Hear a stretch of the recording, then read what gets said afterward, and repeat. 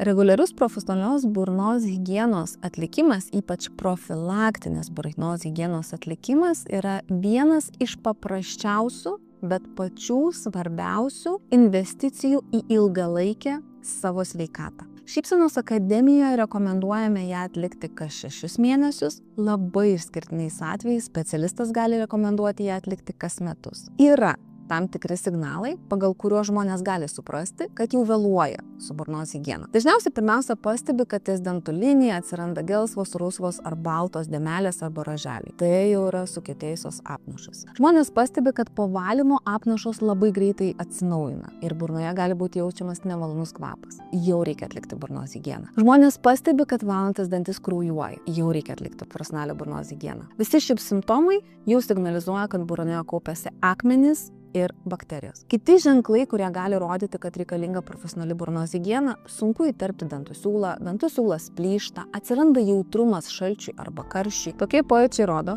kad dantenos gali būti šiek tiek atsitraukusios ir atsidengia dantų kakleliai.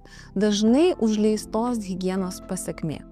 Mūsų Šypsenos akademijos tikslas padėti žmonėms šios signalus pastebėti laiku ir išvengti nemalonių pasekmių ateityje.